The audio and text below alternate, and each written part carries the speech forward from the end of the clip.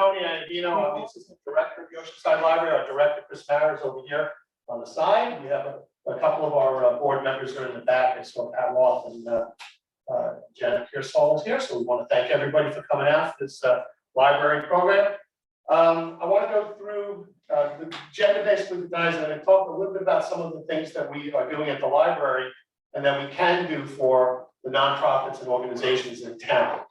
Then that's going to lead into our discussion of the wind farm, and we'll go through it. So I'll start out at the outset and tell you that the Oceanside Library's position on the wind farm is, we don't have a position. Okay. Our job is to provide the community with as much information as possible. And as you know, our feeling is that we are the center of town. We're the only organization in town that reaches everybody, and therefore part of our commitment to the town, to Oceanside and the Oceanside Library District is to provide leadership and to provide a hosting setting for things like this. And so that's where we are. Now, for those of you who might know, and I know a few weeks ago we held a volunteer fair at the library. We had 15 local nonprofits who came in, and we had a couple of hundred people come in, and I think everybody picked up about 20 or 25 volunteers. And that's the kind of thing that we're doing at the library. So I want to go through some of the other resources that we have and some of the opportunities that we have that might be of interest to you. So I'm going to talk about the community council, I'm going to talk about the community calendar, library resources, and then we'll get into the wind farm project. This is not new. Okay, getting people together about things are not new. This is a story from Newsday's May 6th, 1947, when 250 Oceanside residents showed up at Nassau County to protest the institution of a sewer plant in Oceanside. I have no idea whether the plant was ever built or not, but it kind of shows you what we're you know, that this is not anything that. I don't know if anybody recognizes who this gentleman is. If you don't know it, this is part of the Oceanside Library. This is the educational portion of this. This is the greatest Oceansider that ever lived. This is the man that's responsible for the Oceanside the way it is today. His name is Rufus Smith. He was born and raised here in Oceanside. His mother was born and raised in Christian Hook, which was Oceanside, obviously before it was called Oceanside. He went on to, I'll kind of really quickly, he was one of the first fire chiefs. He was on the first board of fire commissioners. He was on the school district school board. When they moved it to being a modern school board, he raised the money and put everything together for South Nassau Communities Hospital. He was a real estate developer. He was a lawyer. He held just about every political position that you could think of. He was friends with Teddy Roosevelt. When they wanted to start a library, they went to Rufus Smith. So just about everything in this town, the modern Oceanside, is Rufus Smith. He owned Oceanside National Bank. That building is still in existence right by the triangle. It's that green, I think Wolkenberg building is there now. But he is the guy. And so at various points in time, Rufus tried to put together community council. So this is from Newsday, May 12, 1941, they put together the Civic Groups Plan United Council. And they got together and they got every civic association, church, synagogue, they got every organization in town to come together and start to form a council to start to address the needs of Oceanside. Newsday again, this is from June 17th, 1941. They held a program called Oceanside's Problems and How to Solve Them. And that council came together and they addressed different things, including they had a member of the Tom Featherston, president of the Oceanside Board of Ed. We talked about school programs. They talked about sanitary problems, Oceanside Lighting Commission, the Fire Commission, talked about fire problems, the Rescue Squad, talking about forming an independent rescue, and on and on. So the more things change, the more they stay the same. And the reason why I'm bringing this up is because what the library is going to try to do is to coordinate an Oceanside council. So what we're going to be putting out, and that's why I asked originally, if you looked at the original flyer that went out, representatives from as many people around town as possible. What we would like to do is a couple of times a year, have everybody come together. We'll sit down over a cup of coffee, like cookies, right? So we'll have the coffee and cookies and just discuss what's going on. And maybe we can tamp down a little bit some of the nonsense and maybe we can get some things accomplished. Okay, like for instance, I don't know if anybody in the room knows, because I certainly don't know. The library, we held a road summit. And we got everybody together, the heads of the DPW for the county and the town and Village of Rockville Center. We said, hey, you gotta fix these roads. And they went out and they paved them. They paved a whole bunch of the roads. And then Nat Grid and everybody else has come up and ripped them all up again. So Oceanside Road by the hospital is a disaster. By Fox's, it's a disaster. Down the south end of town, it's all, but we don't have a single voice that's talking to all of these groups. And so we're hoping that by putting together a council, we can at least start exchanging ideas and information. Community calendar. The library has contracted, now this is where the tech part comes in. The library has contracted for the creation of a community calendar. And it is, okay, it's called Team Up. And any organization in town that wants to, you'll contact the library. We will give you a login and a password. It's your login, it's your password for your group. And you can put any, I see it's not showing here. You can put up any event that you want up on it. You handle it. It looks just like a Google Calendar.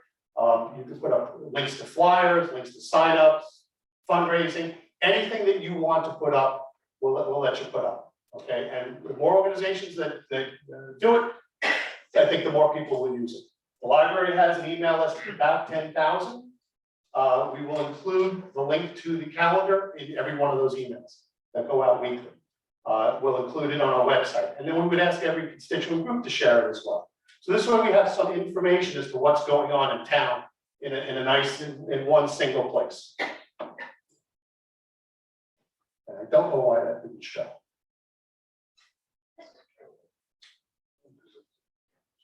Okay. It's the invisible calendar, but it's real, I swear. Okay. Yeah, there we go. All right. Back. Okay. We're going to try this one more time. Sorry about that. So, no. It's what you go to the library for, learning. That's right. We're going to give a course on this. Okay. So, all right. So now I want to talk about some of the library resources that we have for you, for every organization here that's here. And one thing we do is we run programs. So for instance, on March 29th, we're going to run an introduction on Canva. Okay, it's a great way to use, and Canva has so many different things that can be used, everything from flyers to presentations online to how to do videos. I mean, there's a lot there, and we'll start touching on it. We're going to do a seminar on constant contact on April 12th. Okay, it's 7 o'clock. Every organization in town should have an email list, and they should be able to send out to your members and people that are interested. And constant contact is an easy way of doing it. There's other companies, but this will get you started on it. Of course, one of my favorites, if you want to come, I'm giving a lecture on birding on April 16th, and that's a good thing for everybody to learn as well. And other. And by other, I mean this. Anything that you want to learn or to know about, you just see us and we'll arrange for it. We will arrange for anything. You want to know how to recruit and maintain board members for your organization? We'll find it. You want to know how to accounting 101 for a nonprofit? We'll bring in an accountant. We've already started doing these. We will continue to do these. So whatever your organization needs, any problem or question that you have, we have the resources and we have the contacts, and we'll bring them in. We have a ton of online resources. If you go on our website, which we've updated, you'll see everything. LinkedIn Learning has over 10,000 courses on everything that you could possibly think of: software, customer service, everything else. So whether it's a business or whether it's an organization, we have a ton of those things as well. Our bookmobile, if you're having an event in town, we will bring our bookmobile there, okay? And we've brought it to a lot of park events, we've brought it to the Halloween happenings, we bring it to the senior center, but it's a nice little event. We'll come down for a little bit with all kinds of tchotchke stuff, plus people can pick up books and things. It's actually pretty cool. Summer movies, okay, thanks to Pat Roth, embarrassed on the back. We were able to buy a fully outfitted outdoor movie system. And what we're offering to nonprofits in town is you can use it as a fundraiser. Okay, you pay for the movie, because our movie license does not include the outdoors. You pay for the movie, we'll handle all the rest. We'll staff it, we'll show the movie, we'll take care of all of that. If you want to do raffles, if you want to sell refreshments, anything that you want, you can't do charge admission, but we've been holding them out on Schoolhouse Green. And 2 or 3 organizations last year took advantage of it, and we're happy to do it again. Last year, we mostly did kids' movies, but I will tell you, during the summer, when the sun goes down at 9 o'clock, doing a kids' movie is really not the best thing. But we can do movies for adults, not adult movies. Not adult movies. Sammy Scholl's in the back giving me daggers. No, not adult movies, but we can do those. Okay, the next thing I wanted to show you, but for some reason I can't get the flip on this. This is an important one. There's a website called Grant Watch. Okay, it's called Grant Watch, and I am actually going to try to do this. I really want to show you. We arranged with Grant Watch so that the library bought a license that you can come into the library. Right here. Nope.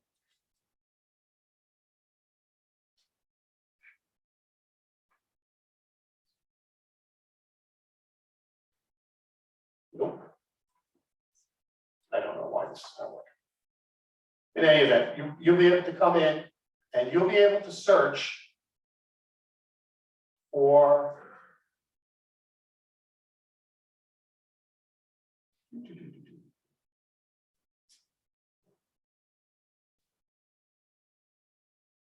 I will finish that sentence, I swear.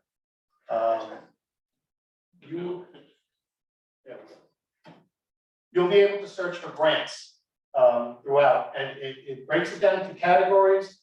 You can search by the type of project that you want, about the type of organization that you are, and then it will bring you down into and give you all the specifics of what you need. We will train you, or a representative from your organization, we will train you how to do the searches and help you in the processing of your grant application. Okay, there is some skill to it. They have all kinds of tutorials. We'll walk you through it as well. But that's going to be available to any organization in town, any nonprofit organization in town. And I'm telling you, there's a ton of those grants. How much we're going to get, we're not going to get, we're not going to know, but we're not going to know until we try. But it covers, the amount of topics that it covers is incredible. So it's a tremendous resource. If you're interested in either getting more information about being on the calendar or about participating in Grant Watch, see Debbie Keener, our head of adult services and community outreach, is in the back, and she'll check it off and we'll send it to you to your email. And then we'll meet with you and handle it.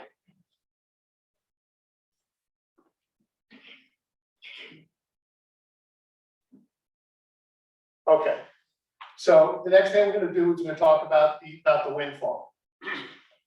Again, the library's role is, and our continued role will be, we will continue to put together these community meetings, and we will let constituent groups, primarily from Oceanside, as we go forward. But right now, we have friends here from Island Park and from Long Beach who will provide information. Okay, we're not taking a position pro or con, but we want to be there so that people who are pro and con will have an avenue to talk to people. I reached out to the Equinor people last week. I spoke with them. I invited them to come here tonight. They declined respectfully. They said it's too early. They have not yet filed their paperwork for Oceanside. Rich Sherman, I think, will walk you through the steps a little bit more. They, this afternoon, about 4 o'clock, they sent me a PDF of their presentation, which I would show you, but obviously I'm having trouble skipping back. But what I will do is, in fairness to Equinor, I will email everybody who has signed up. I will email you their PDF, and it walks you through. I mean, it's pretty extensive. It walks you through, you know, from when they started the licensing process and where it's going to go and things like that. And I think some of it Rich is actually going to cover in his speech or his presentation. Before Rich comes up, I'm going to stop right now. Does anybody have any questions about anything that I just discussed about the library, about the grant watch, about the calendar? Anybody have any comments about putting together a community council? Good idea. Good idea. Okay, we had a couple of good ideas. I like this side of the room. Invite elected officials, local elected, council people, My- states and. I hear what you're saying. I think listen, here's the deal. We'll get everybody in the room. First, we'll get Oceansiders in the room. Okay, and then see which way the group wants to go. I think, yeah, eventually you're gonna wanna have all the government officials, the local government That's officials. why the roads. You have county roads, you have town roads, and between don't meet. Understood. Not my first rodeo. We'll put it together. Okay, but what I'm saying is that the first thing is we've got to get our ducks in a row. And I think it's important for us to get all of our organizations. And that includes the scouts, it includes the youth sports leagues, it includes the churches and the synagogues, it includes all of our constituent boards, the library board, the school board, sanitation, the fire district, getting all of those local people together, and then we can start talking to the town and the county and the village of Rockville Center, et cetera. Anybody else have any other questions or statements or anything? Yes, What happened to the holiday lights that was on the initial email? okay. My understanding is Equinor has been talking to different people around town, has been saying that they have money that they are willing to spend on our locality. Okay, I asked whether there was a specific process that they have, and the answer is no. It's kind of like, well, just approach us. So I know that there's been one resident who approached them and said, we'd be interested in having money towards the holiday lights. And that's as far as that part of it has gotten. I think it's important, and I'll name the groups. The chamber has from time to time tried to do things with the lights. The Oceanside Warriors have tried to do something. I think it's important that at some point after this meeting, pretty shortly, we get somebody from the chamber, we get somebody from the Warriors, we get what other community members together, sit down, cup of coffee, and figure out what we're doing. Okay, and then again, if we're going to approach Equinor for money, to approach them. If we're going to approach for other sponsors, to approach them as well. Okay, that was a piece that came up only because, but it was more informal than formal. And then, there's some issues about that too, as far as what to ask for and how to ask for it. But Equinor does seem to, in my conversations with them, they are interested in doing local sponsor work. Look, they're trying to do community outreach. They have to get an approval one way or the other, and one of the ways of doing it is, splash some money. And that sounds like that's what they do. Yeah. We've done some homework on that as well, because we originally started this with Action. Okay. And we have to submit formal proposals, so we've already gone out to get formal, Ellen and I have gone out to get formal proposals from lighting companies and what's entailed, whether there's, licensing, which we've ascertained there isn't. Okay, so we'll have more information on that shortly. Great, and I didn't want to call out anybody in particular, but there's great work that's already been started, and like I said, I think it's important, that we get everybody together, and we will provide the coffee and the tea and the hot chocolate and the cookies. Anybody else have any other questions? Anybody here think that their organization would use the grant watch? To at least look for grants, Yes, okay? What about joining on the community calendar? yes. Okay, all right, good. Thank you. So just see Debbie on your way out, and then we'll get that cooking. We have already subscribed to both. We're ready to go. We can get you started training as early as next week, so that we can get going forward. So, anything else? Anybody else? All right. So without any further ado, I'll let Rich Sherman come up. And Rich has been a big help guiding us here and providing information, and I'm going to get him all set up.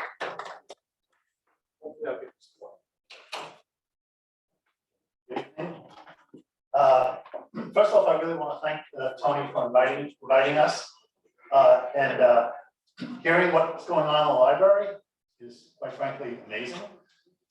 When I heard about the library building, 160 seat theater, everything else that they're doing, it's really going to be quite the resource. And apparently they're already working on a lot of things, which quite frankly are pretty inspiring. So while he works on that, why don't I tell you a little bit of who we are? So some of you who don't know me, maybe. So we're residents of Island Park. We're associated with the Island Park Civic Association. In fact, the directors and the people who are the officers of the Civic Association are my close friends. And I helped them establish in 2008 the most current version of the Island Park Civic Association. And it was very, very active, working on many topics associated with Island Park. And a year and a half ago, I started to hear about this windmill project. And I went to a Zoom seminar that Equinor gave and on it. And I realized it was going to be a very, very big deal for our communities. So I met my good friend here, Steve Garon, who is a community activist as well. We got together and we said we really should do something to publicize and let people know what's going on, because nobody knew what was going on, and it's a very big deal. So I approached my friends at the Island Park Civic Association, what can we do? And it was suggested that we set up a committee that part of the Island Park Civic Association for the purpose of really, similar to Tony, what the library's position, we're not taking a position one way or the other. Primarily, it's to get all the information out there so people know about it, so people can act on it, and also to advocate for our community, for community benefits that should be coming to our community. I have a very strong opinion that a community that hosts a utility is entitled to be compensated for that. So if this project goes through, I strongly believe that Long Beach, Island Park, and Oceanside deserve and are entitled to be substantially compensated for their role in hosting a lot of the facilities associated with this immense project. So our committee really has two roles. Primary role is to let people know what's going on, and we've been holding meetings for that purpose, presentations, etc., and to also advocate on behalf of our community. In addition to that, we discovered when we started looking into the process that there was a role that we could take in the process, which is to become a party to the state proceeding, where Equinor is seeking approval from the state in order to do this. So we applied for it and we were granted party status as part of the it's called Article 7 proceeding. And so I'm an attorney, so I'm representing the committee and the Civic Association in that process. And we're going to be participating throughout that process in order to advocate for our communities and the Civic Association in particular. And I'll talk a little bit more about that as well, some of the things that have been going on in that arena. But bottom line is there's a lot happening associated with this project, and it's going to be a major impact on all of our communities. And you should also know that the companies that are behind this are Equinor and British Petroleum. Equinor is one of the largest oil companies in the world.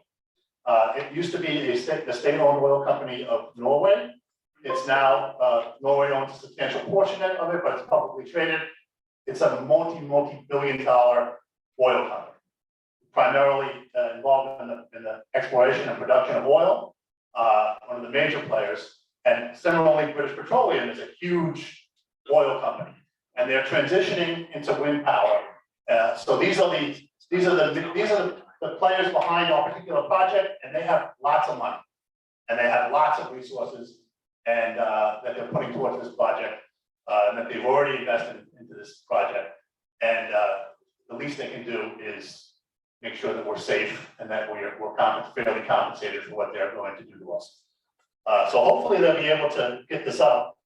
I really do, because I think I found what the problem was. okay. All right, so I'll keep giving you some more information until they can get that up. But so we've there it is. All right, so good. We've been in contact with Equinor. Equinor has a whole team of PR people on the ground, and we've been in touch with them. And we're communicating with them on a regular basis. Unfortunately, their community outreach is not as good as it should be. For example, they haven't been attending our meetings and whatnot. They take a very cautious approach, which is unfortunate because they really have an obligation to inform everybody community. But we're working with them, and we hope to continue to work with them to make sure that they meet their obligations concerning community outreach. So Steve and I will talk about some of the tests. So we have the ability to switch. Okay, we'll go back to the first one. So this is the substation, the electrical substation that's going to be built on the Pops restaurant site in Island Park. I don't know if you're familiar with the Long Beach Bridge by Reynolds Channel. There's Pops restaurant. They purchased Pops restaurant and other properties around there, and they intend to build a substation. That's a 6-story substation, electrical substation, where the windmills will initially be fed into. So that's our cover page. So go ahead. And the other thing that you should understand is that this project has been a very long time in coming. And it's nowhere near the beginning stages. It's actually the end stages. So, and this is, and all the slides that I'm going to show you are slides that were part of Equinor's application. So these are their materials. So you have a high degree of, you should have a high degree of confidence in them. So they started in 2017. What they did was they leased the federal waters where the windmills are going to be placed, and also the state waters where the cable lines are gonna go through. So they bought those leases. They paid, hundreds of millions of dollars, I believe, and they really started the federal permitting in 2020. They needed to get specific federal permits from BOEM, which is the Bureau of Ocean and Energy Management. And in that process, they had to file an application and talk about the impacts of the wind farm in federal waters. And that process has concluded. They got their permits. Then in, I think it was June of last year, they filed their application to the state for their state permits, including 3 miles offshore all the way to the point of interconnection in the Barrett plant. They filed out with the state, and what's known as an Article 7 proceeding was commenced, and that's what I was talking about before. And that took place last June. It didn't officially start until December. So from June to December, what was happening was the state was reviewing their application and telling them what they needed to do and how they needed to complete their application. And that application was deemed complete in December of this past year. So it's like the starting gun went off in December, and the Article 7 proceeding really began in December, and it's anticipated to last only a year. So by this coming December, they expect to get their permits or to be denied or to have to modify their permit request. So that's where we are now. We're in the process of the review, consideration of their application for permits from New York State. And the Island Park Civic Association is a party to that process. And hopefully we'll have a say in modifications, or, maybe we'll argue against it.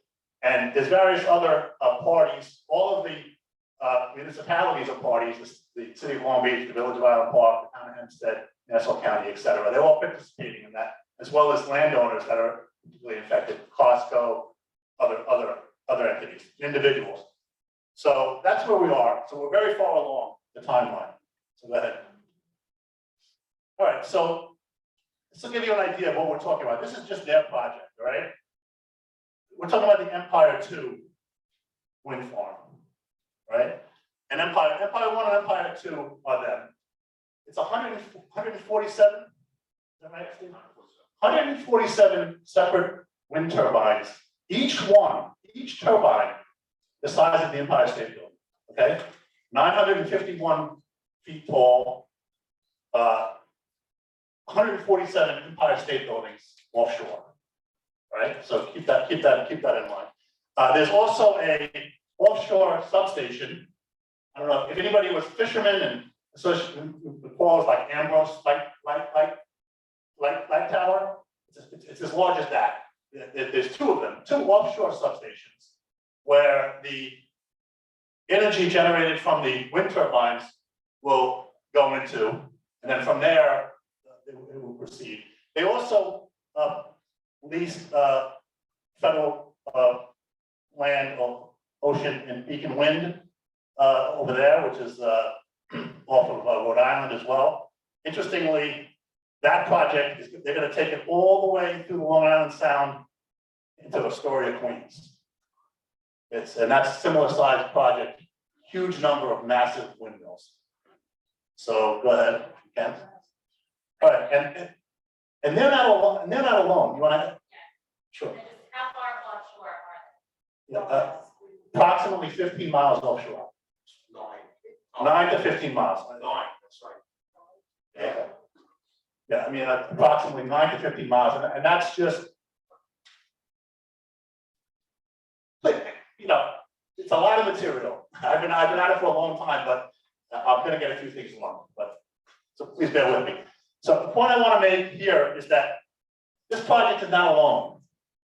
There's wind farm projects planned up and down the Mid-Atlantic coast, all coming at the same time, all similar size. It's a massive industrialization of the ocean. The intent is to replace all or a substantial amount of the fossil fuel power plants like that. That's if you see here, this one's got 192 turbines.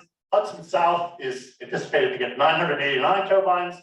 There's going to be ultimately an extension of the Equinor project, another 697 turbines. It's going to be huge wind turbines.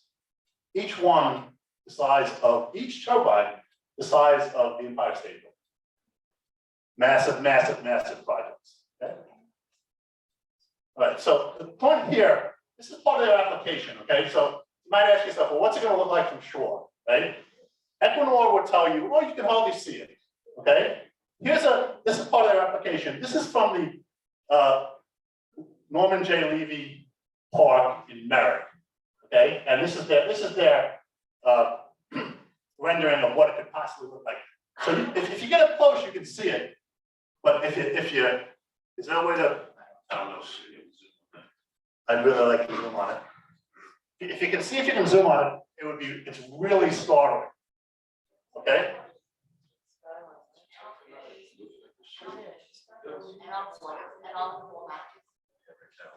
Okay, maybe we'll come back. I'll come back to it if we can. So go ahead and go to the next slide.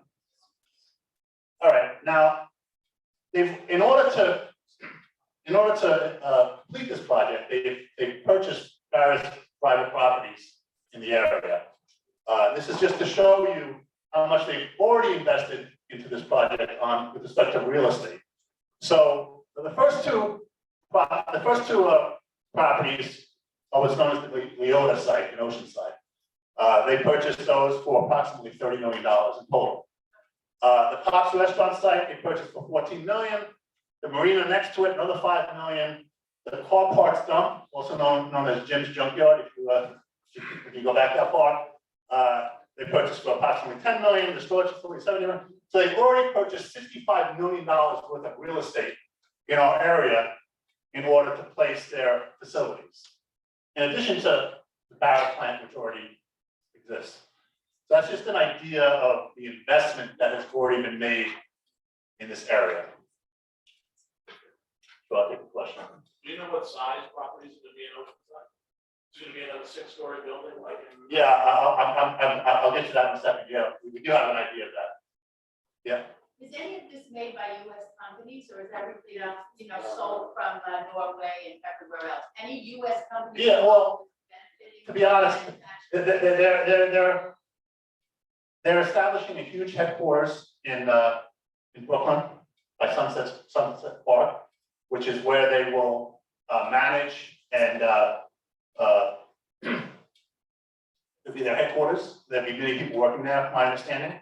And it's also where the boats they have a lot of maintenance boats that will be going back and forth. One of the most interesting things about this project I find is, as someone who spends a lot of time on the water, there's going to be a permanent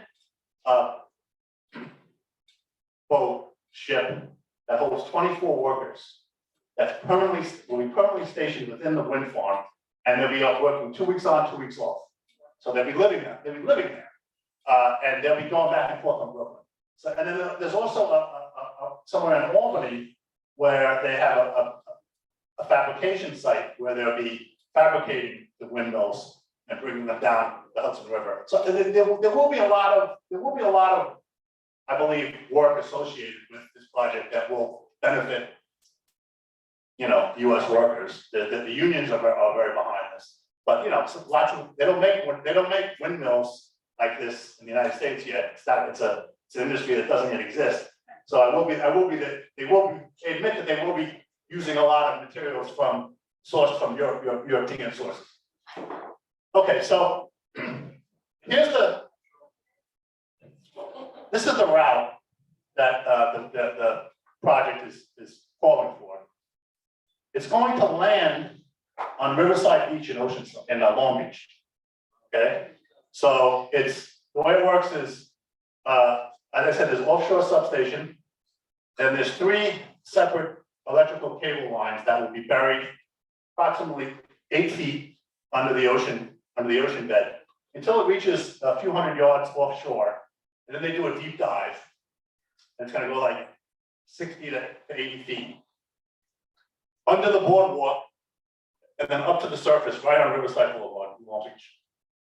Okay, and from Riverside Boulevard, they're going to be put in a trench, like a 5-foot deep trench. 36 inches. Okay, there you go. 3 feet, 36 inches.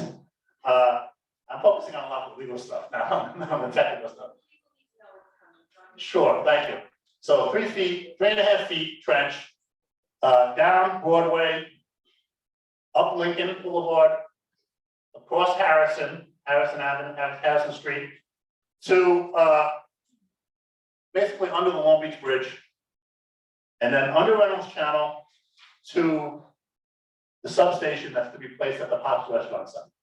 Okay, that's the 6-story site that's going to be placed at Pops. Do you have a question? I have a question. Can you just mention everybody that the voltage on this is 350,000 volts? Yeah, this is as you said, 357,000 volts. It's a massive amount of energy that they advertise is enough to power 2 million homes. And I've heard other people say it's equivalent to double the amount of energy that Barrett can produce on its best day. So it's a huge amount of power going through these lines. So it's gonna land at Pops, at the substation that's gonna be built at Pops, the 6-story substation. And then the lines will travel across some streets until it gets to the right of way, the Long Island Railroad right of way. And it's going to travel on the west side of the Long Island Railroad right of way, all the way up until it reaches the Leota property, next to Costco. And there's more detailed maps, and this is their proposed route.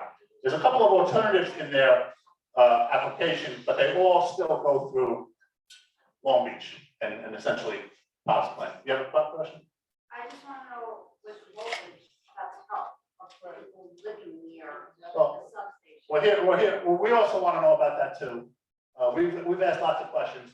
As a party in the Article 7 proceeding, we made an application for what's called intervenor funds from the state, and we were granted $20,000 to hire an expert, an engineering expert, to give us advice as to health risks and other things associated with this. So I'm not qualified to answer that question, but we hope to hire somebody to be able to provide further information on that. And we intend to have future meetings. Whatever we learn, we will share with you. Yeah, in the back. What kind of environmental tests are being done or were done? None And everything else. Well, I can't answer that question. Testing. There's thousands of pages included in the application. So I think I'm gonna go through the presentation some more, and we can save some questions for later. Just stop. Sure. Okay, let's just remember something, he's not presenting this, okay, this is not Equinor, okay? Yeah. So, because I see some people starting to get, right, he's just trying to give us some information. My idea for this meeting was to exactly do what you said. Let's just start assembling the questions of the things that we need to know. Rich is not here he's not a doctor, he's not an engineer, and he's not Equinor. So, but these are the questions, they're really good questions, and everybody's popping up really good questions.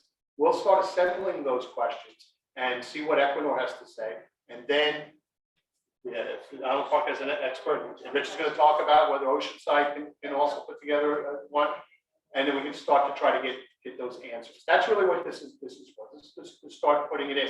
So keep asking the questions, but you know, that's what I'm trying to cover for Rich. He's doing a great job, but you got to remember he's not Equinor.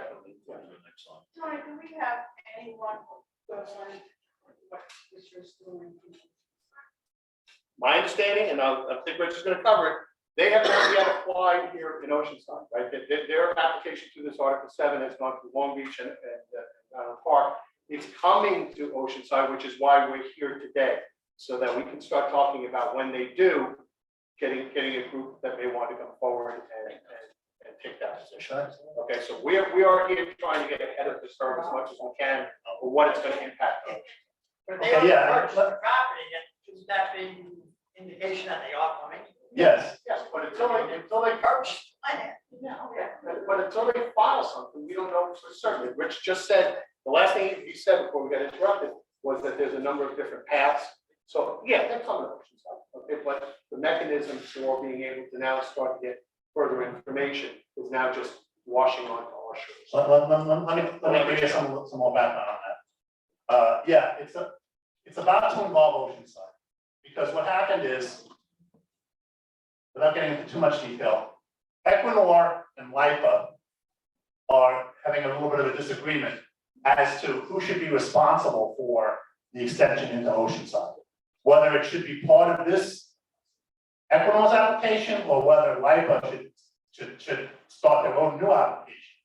So that they've been arguing about that, and the court has given them until the end of this month to resolve that difference and make a decision as to whether or not this application is going to be supplemented, or whether LIPA is going to start a new application with respect to the piece that's going to impact Oceanside. And that, my understanding is that is going to happen at the end of this month.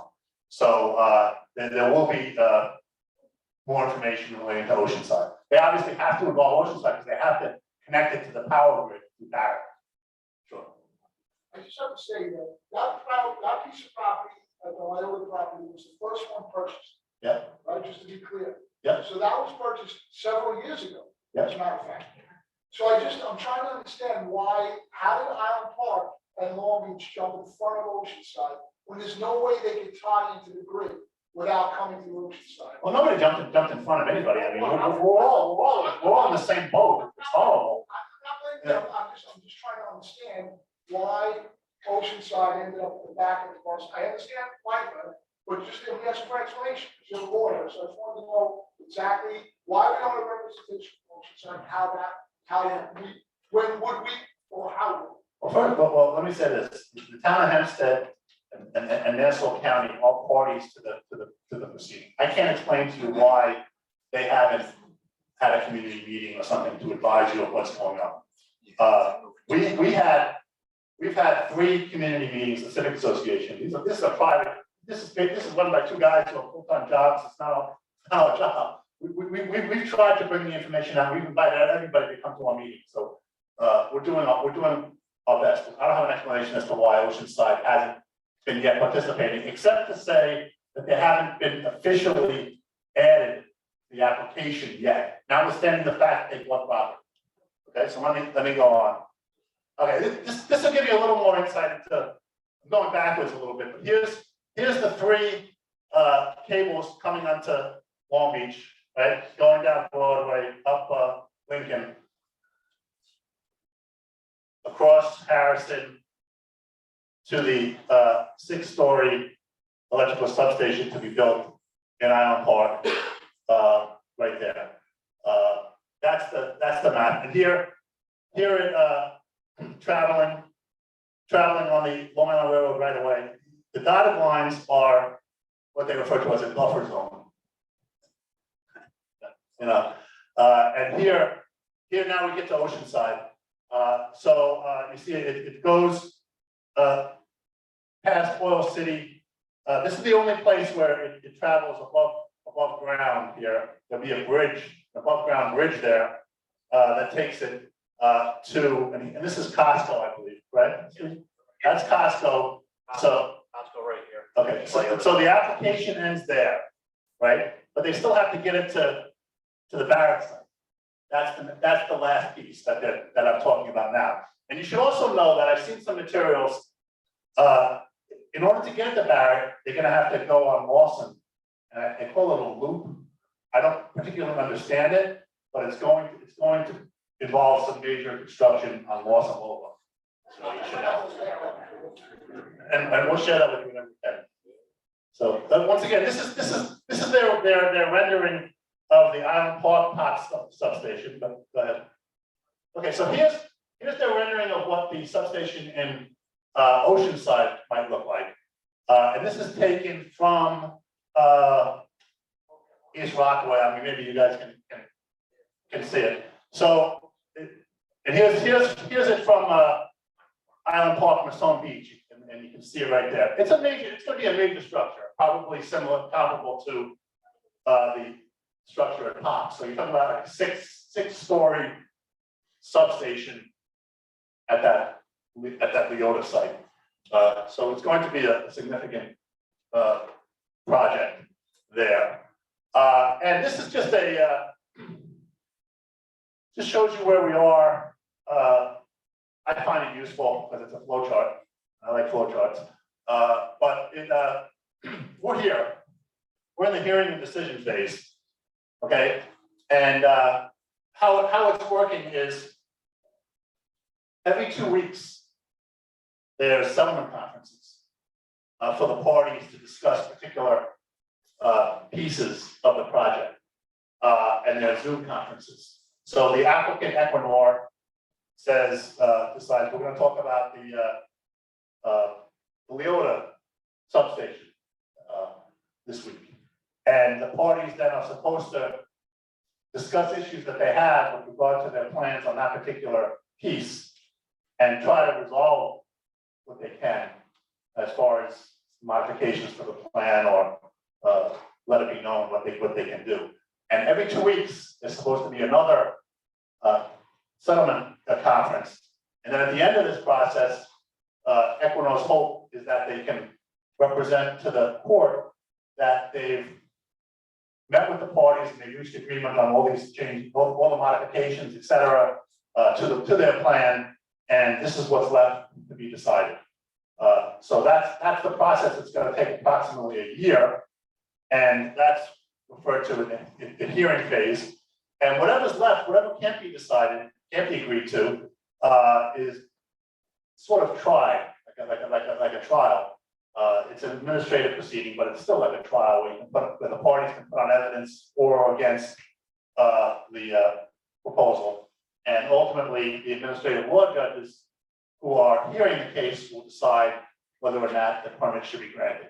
And if either side is unhappy with the result, it's my understanding that they can appeal it to the appellate division. So there is a legal process for this ultimately that to be worked through, and it's the parties that will have a role in it. And it's still possible to be a party. My understanding, they're adding parties every once in a while, and representing Oceanside, I believe, is Town of Hempstead and the county at this time. Who's paying for this? Who's paying for what? This huge, I mean. Well, Equinor is paying for it. You know, I'll tell you about the economics. The economics are pretty interesting. So they're supplying the power, and Libid is purchasing the power. It's similar to the way, maybe you don't realize it, but National Grid owns the Barrett power plant, and they sell the power to Libid. So there will be a power service agreement where LIPA will purchase the electricity from Equinor that the wind farm generates.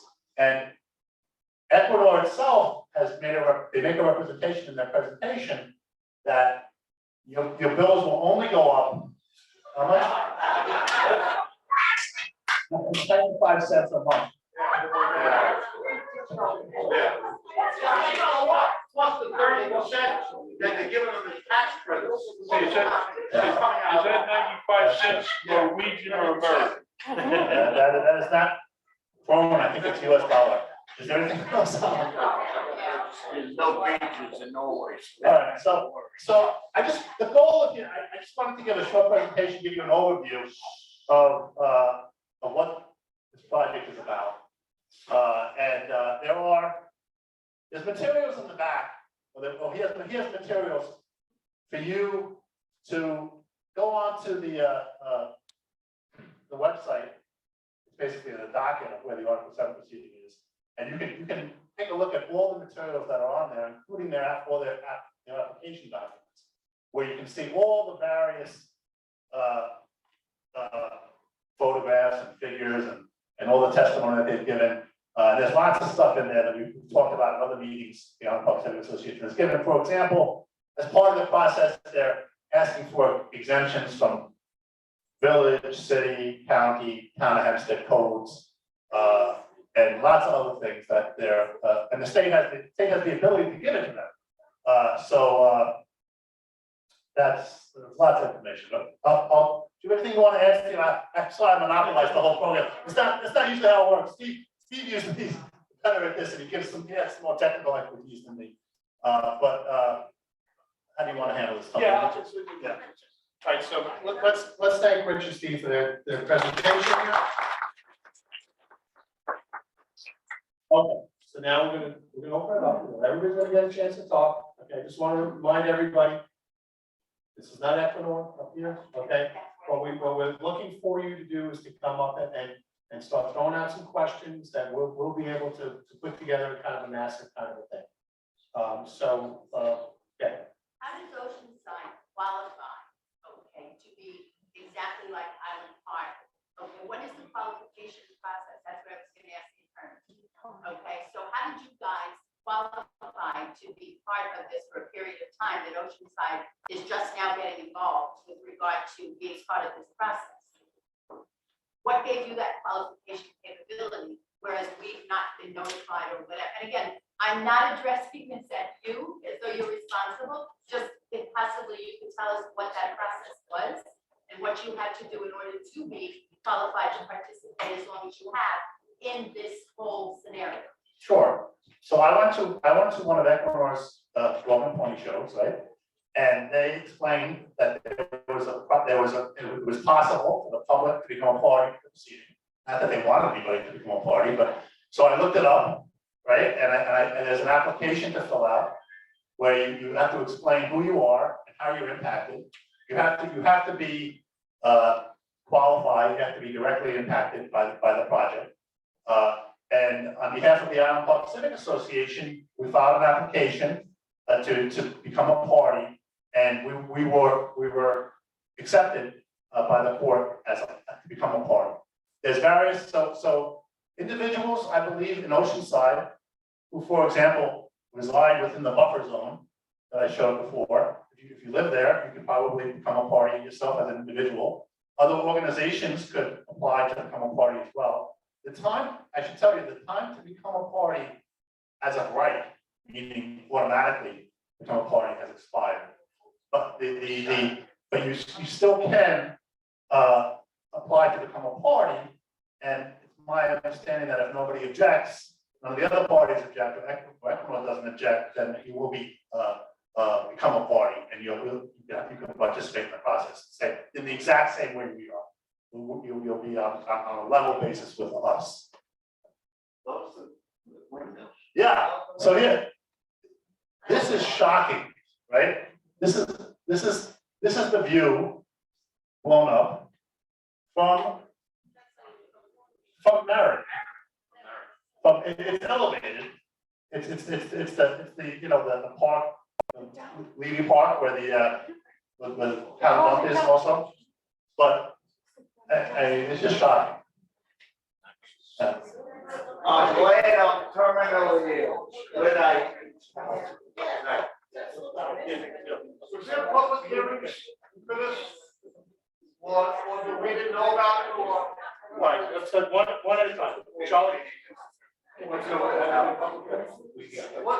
Yeah, there's been no public hearings, last week, was it? This March 2nd and March 9th, there were public hearings, that were. I will say this, one of the things that I think might happen when they add the Oceanside piece to it, is they might be required, and I would certainly advocate for this, is to open up additional public hearings for the residents of Oceanside who weren't previously part of it would be grossly unfair to me to amend the application to add a new area impacting new people and not reset the clock for public hearings. But is that only if Lightfoot doesn't make the connection with Equinor? No, my understanding of what's at stake is it's either going to be supplemented as part of this proceeding or Lightfoot's gonna have to start their own Article 7. So you have a separate process. Mike D'Ambrosio in the back. I just want to ask Rich, But I just want to. Rich and Steve, one quick question. What's the timeline? Eventually, this whole thing's gonna go off anyway, but what's the timeline of, like, between getting Oceanside and the cable running and 15 miles and 13 miles and busting up streets? Like 10 years, 15 years, or like No, it's like 2 years. Yeah, it's about 2 years. 2 years? Yeah, that's if they get approved. That's if they get approved, and the process is supposed to take 1 year. So the end of this year, they should get, if they get approved, they'll start. Hey, come on, everybody, this is what I wanted to avoid, so everybody just, listen, we're all friends here, we'll go one step at a time, listen to the questions and the answers that are being given. Yeah. They're physically hoping to start actual physical construction in 2024, probably third quarter. That's their anticipated goal. Alan? Right, but Yeah. it's fair to say that the people who live in the buffer zone in Long Beach National Park were notified, right? That was the end date of the Article 7. When you say notified, I don't know what you mean. I mean, Were they notified of this project due to the mailing, wasn't there mailing? I believe so, but the only way I learned of it, honestly, was they were supposed to have a community meeting in Island Park that they canceled. I was hoping to go to it, and then they turned it into a Zoom meeting. This is a year ago, and I stayed with it, and I went on that Zoom meeting. But that's the only one I know. All right, so there's a couple of questions right there that we're gonna get answered. Are we gonna be getting notice? Is it gonna be reopened for another community meeting? Will they allow us to have an organization in town to do the same kind of a thing and hire experts, et cetera? I think plus the health issue, plus the noise issue that nobody's brought up. Is this thing gonna be humming? What's the thing gonna sound like? Well, yeah, then you have all the offshore stuff. Right now, I'm just talking about the impact on Oceanside. Young woman right here. So who's benefiting with the electricity? She said our electricity is not going to go down. So where is all this electricity going? It's not coming straight to us, to Oceanside. This is how it works. Where's it going? This is how it works. The grid is all interconnected. Don't think of it as, Oceanside has its own grid, Island Park has its own grid. It's all interconnected. So they're selling the energy into the system. So everyone from Buffalo to Montauk will be using this energy, honestly. There's certain areas that have their own energy, like Rockville Center, certain small areas, but this is going into the main grid. So it's not really correct, in my opinion, to say that Oceanside is getting this energy or Brooklyn is. It's going into the grid. Am I correct that what the state is trying to do is to replace the fossil fuel energy with this wind energy? It's not to save money, it's gonna probably cost us more, or it will cost us more. Right. But the whole idea is to fight Global warming. And the state is, I'm not qualified to speak on it, but the state has issued certain mandates goals for the elimination of fossil fuel energy. And this is towards that goal. Two things. Number one, we're a coastal community. Doesn't matter whether you call us Long Beach, Island Park, or we're a coastal community. All of this cabling and a lot of the equipment is oil cooled. Have they presented any sort of protection? Because there is, at some point in time, there's going to be a leak somewhere. And because we're a coastal community, have they proposed some sort of plan that if there is a leak? To be honest, Steve has studied some of these issues. I'll let him speak on it. I haven't seen any data for the cables themselves being oil cooled. But without a doubt, the wind turbines themselves, yes, hold tremendous amounts of fuel. So when people say, oh, going green, these things, between the two wind farms, Empire 1 and Empire 2, one technical data, their gear oil, it's almost 3 million gallons spread out amongst 147 turbines. That, of course, has to be changed, rotated.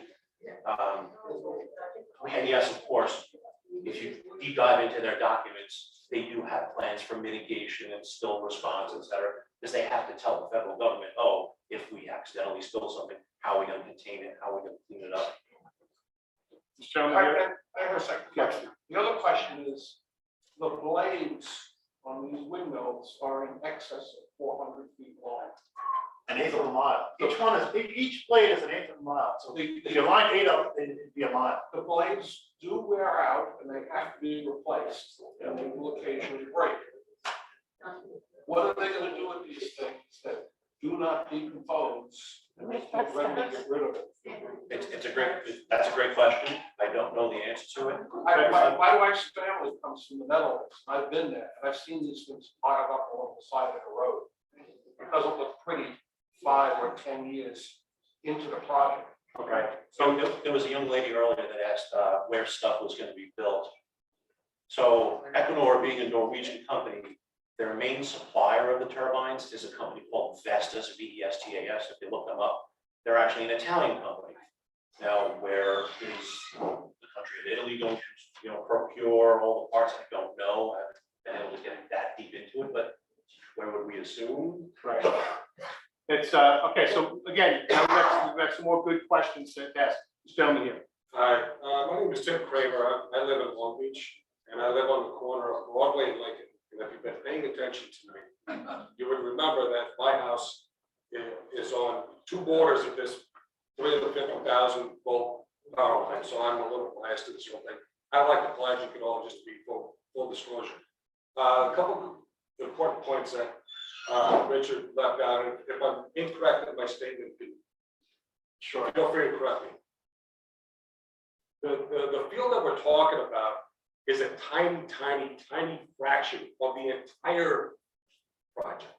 This is 147, I believe the number is 174 of this windmill project, okay? Wind turbine project. From Massachusetts to Maryland, there's gonna be almost 6,000 these wind turbines, okay? And the other thing, if you haven't paid attention to anything tonight, please pay attention to this. These companies, Equinor, Ørsted, these companies are owned by foreign governments. These are not foreign companies. They are owned by foreign governments. So our sovereignty is at stake here. We have the most basic need as a civilization is electric power, whether it's powered by fuel, wind, solar, whatever it is. The most basic need for a civilization is going to be controlled by a foreign government. That's a problem for me. All right, that's the power goes out. Then what? What happens when they turn the switch off? There you go. All right. Hey, I was gonna say that if any of you have driven Hey, up, come on, guys. if any of you have gone up Route 17 in the last year, there's like a half a dozen of these in Damascus, about 10 miles east of Binghamton. And the first time we went and saw these things, it looked like something had gotten dropped from space. It's just And I suspect we're talking about like a universal windmill, because these things are in the next valley and you don't see the mountain anymore. You know, all you see is that thing. You're right. And And what you're this is describing, just not- sir, what you're describing is actually much smaller. These wind turbines currently are going to be the largest ones produced. So basically what we're talking about is the foreign industrialization of our shoreline. Yeah. Wow. I have a friend who's an engineer, an electrical engineer. First of all, like PSEG, the grids can't handle the power, okay? That means those grids are gonna have to be upgraded. Guess who's gonna pay for that?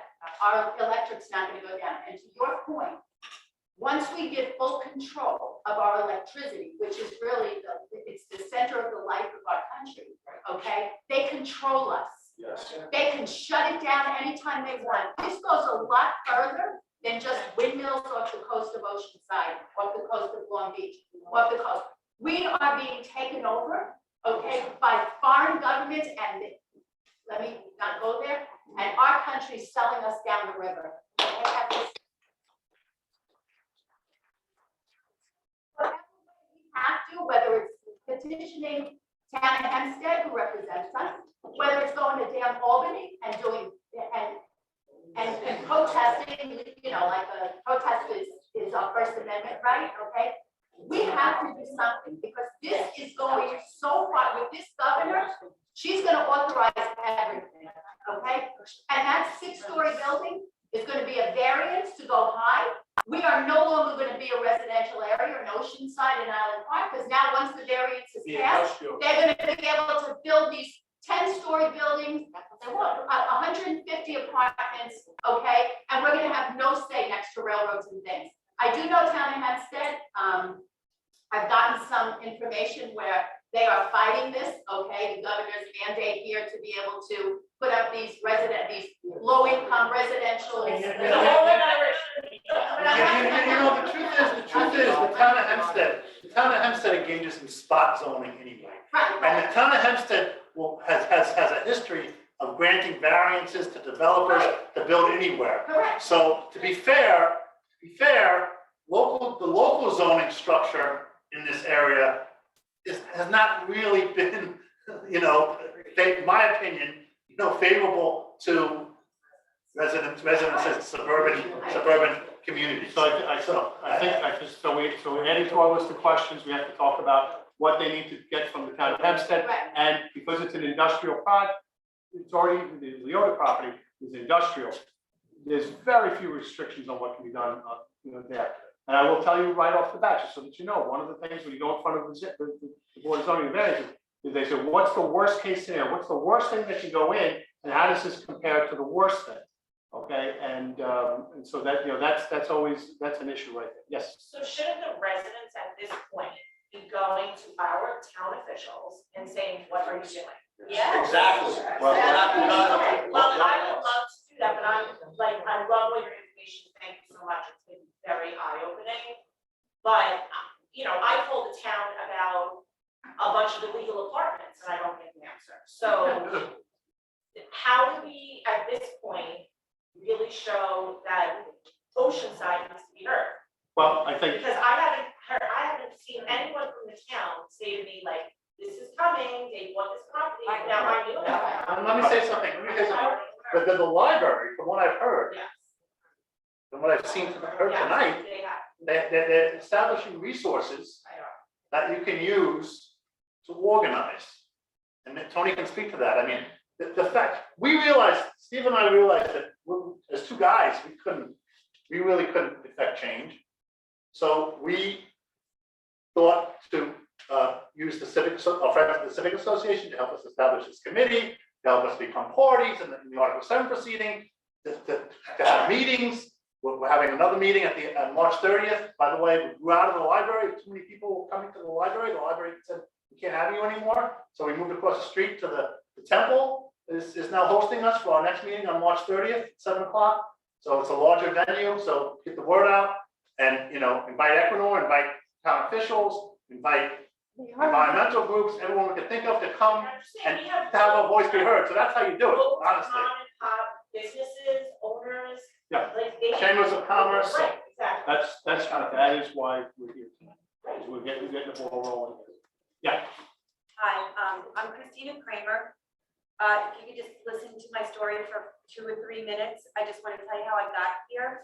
Husband to wife to this guy here, my house is on the corner, and yes, I did receive the notification that I was going to be in route of the wires. So I did go to the meeting with Richard and Steve where I got the same education. You're basically getting out the route and everything. But so then I joined the Equinor. It was like a public hearing where you could ask questions about the Article 7. So I stood on that call for 8 hours and I was allowed to ask as many questions with many other people. Those people could not answer any of my questions. They didn't answer which way the wires were going. I asked them how, the radiation, the EMFs, they said it's like a toaster oven. I said, well, wait a minute, I don't run my toaster oven 7 days a week, 365 days a year with 395,000 volts going through it. They're saying there's no problem, but when you go, well, I said, when you buy a property in a rural area, you have to be 3/4 of a mile from the electrical wires, and you're gonna put them 3 feet underneath the ground, 20 feet from my house, like, so has this ever been done? This is really important. They have never ran these wires in a densely populated residential area ever. Okay, we have a couple more things I just want to talk about. So while I got my education from the Island Park Civic Association, they're great educators, but they are not opposed to the project. And maybe right now Oceanside doesn't have a stance. Because I learned from them and then I crawled into the rabbit hole. I went to Jersey, I'm in groups in Australia, Missouri, Kansas, Texas, all over the world, people are fighting this. I have a group, I have these QRs if everybody would like to join. We have in 1 week, we already got 1,200 members in the group, but no politician. We have no political help whatsoever. Esposito, Ford, none of them are opposed with us.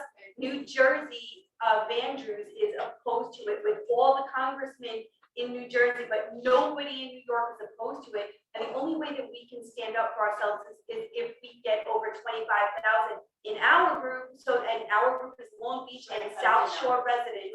Because if we keep making these little pocket groups, we're all separated. We need to be in one place where we can stand together, protest, organize, give out flyers. The biggest problem in this area in Long Beach, in Island Park, is nobody's educated. If I didn't get that notice and go to that meeting, get educated by these fellas, I wouldn't have known it either. Nobody understands what we're giving up, what we're gonna lose, and all the dangers that are associated. They want to build right, all the ordinances that they want to break. This is not a good thing. Our group is vehemently opposed. You can join the group. We'd love to have you. Please take a QR. You can hop on, and I want to give other people.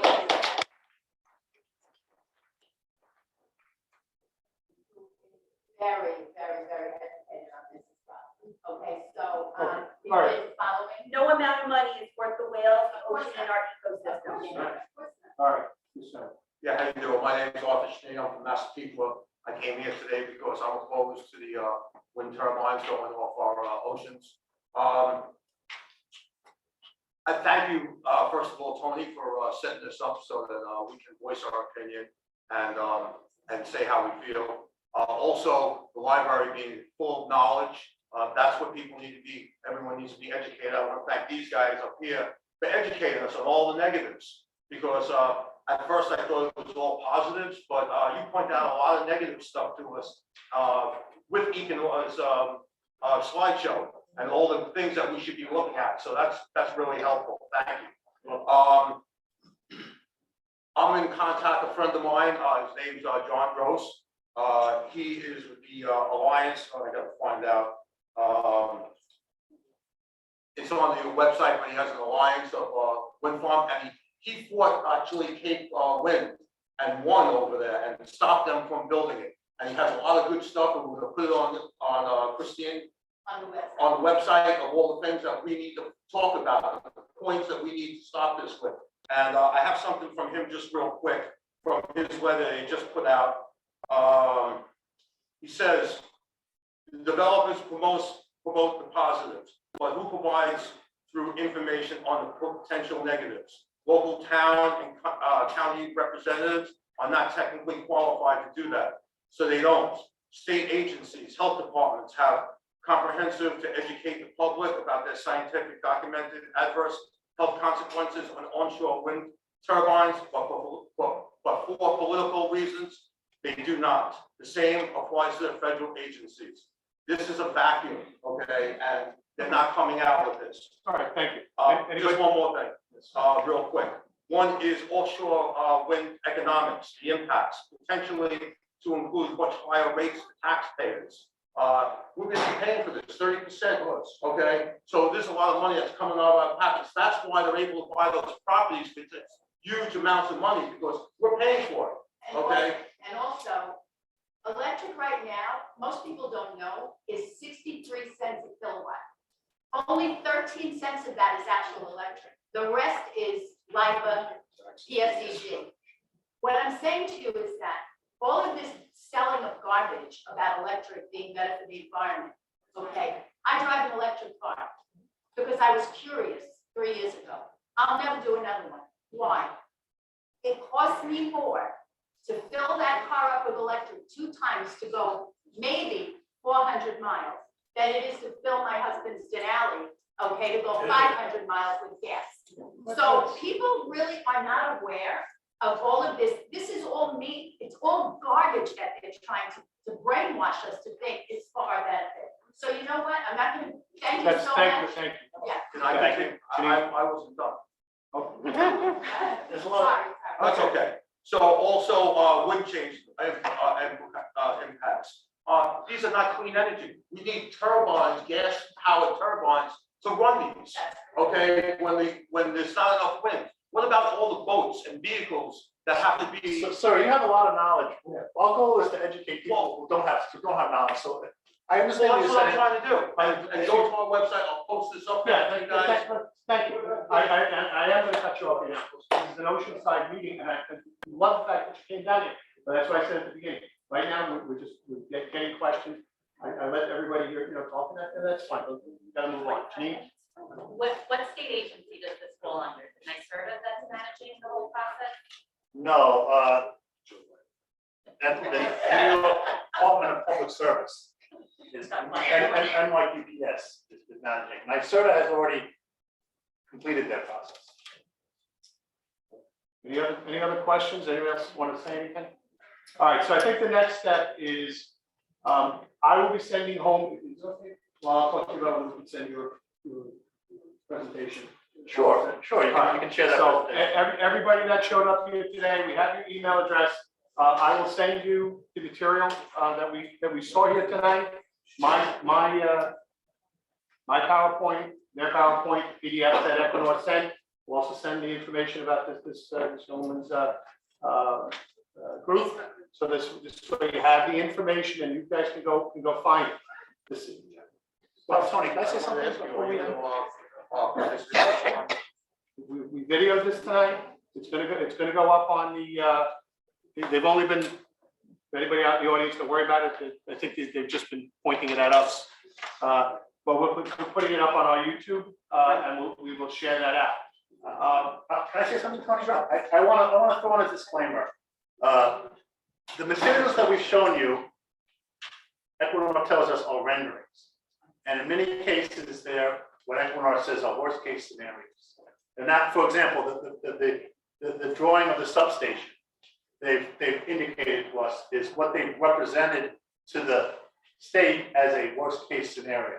So I just want to throw that out as a disclaimer. And they've asked me, and I want to honor their request, that when I show it, to explain to people that are viewing it and to anyone who's watching it, that these are not, they're not actual. It's their guess. At this stage, it's their guess. They're not saying that that's what it's going to look like. It's their initial renderings. Obviously, any of these things change as we go through. So we're going to do that. And then I'm going to schedule another meeting at the library for Oceanside Library District residents only. Okay. If you're with a large group, I ask that you just send one or two representatives. We'll have that meeting at the library. I will supply coffee, tea, hot chocolate, and cookies. And we'll sit down and figure out where we go from next. Our new town councilwoman is actually coming to the library to meet with the library staff next week. And we'll be able to start that process of coordinating there. I'm also meeting with, where's Chris? Chris, when are we meeting with the senators? Friday. This Friday, I'm meeting with our, remember, Oceanside's now split into two, so I'm meeting with Kevin, our Democratic State Senator, Kevin Thomas. I'm meeting with him, and Chris is meeting with Patricia Canizera, who is a Republican State Senator. We're both meeting with them on library issues, but we're certainly going to bring this up as well. So stay tuned for that. Again, going back to Grant Watch and the calendar, which I now figure out why I couldn't show it to you, but I'm not going to make it through. If you're interested at all, just see Debbie. She'll just check it off, and we'll send you specific information about that. Want to thank everybody very much. Yeah. Contact more. Before everybody leaves, I would just like to say something really quick. Ms. Kramer, Christina, just thank you for kind words. I really appreciate it. And something I wanted to share with the public here. I'm going to leave these handouts on the counter. If you can all take them home, take a look through it. I know this helped Christina, learn how to get onto New York State, their website. Her little story that she mentioned about the toaster and the voltage. She actually made those comments to New York State. It's in print. Anybody that has access to the internet can actually read it. The judge actually reads it. So my instructions here will take you on the same pathway that Christine will learn how to get to. We'll scan that in an email. So, we want to thank the Alpha Civic Association, Debbie Rothman's president is here. And we want to thank Richard. This has been very enlightening.